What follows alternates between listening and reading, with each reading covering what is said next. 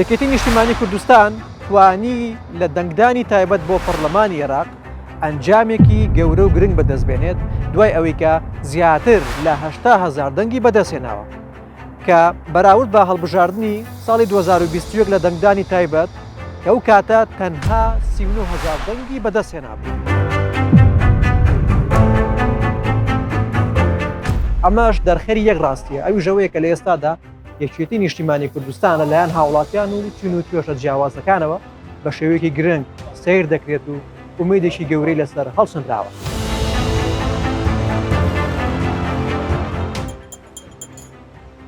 ڕەنگە بەلامانەوە سیر بێکە بۆچی یەکێتی نیشتیمانی کوردستان دەنگەکانی زیادیان کردووە لە کاتێکدا کە هێز و لایەنەکانی دیکە بە ئۆپۆزیسیۆنیشەوە بەشێکی زۆری دەنگی خۆیان لەدەستداوە.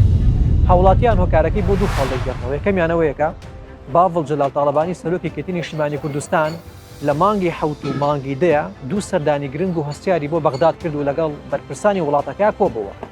گرنگترین پرسیش کە قسەی لەسەر کرد بابەتی موچە و قوتی هاوڵاتیان بوو و سەرئەنجام بوو ئەوەی کە سێ موچە لە کاتی خۆی دابێت و هیچ گرفتێکی بۆ دروست نەکرێت. خاڵی دووەمیش هاوڵاتیان پێیان وایە کە بەردەوام یەکێتی نیشتیمانی کوردستان لە بەغداد پارێزەرێکی سەرسەخت بووە بۆ مافەکانی هاوڵاتیان و شایستە دارایەکانیان. سبەینە کە دەنگدانی گشتیە بۆ پەرلەمانی عێراق پێشبینی دەکرێت یەکێتی نیشتیمانی کوردستان هاوشێوەی دەنگدانی تایبەت سەرکەوتنێکی گەورە بەدەستبێنێت و زۆرترین کورسی مسۆگەر بکات.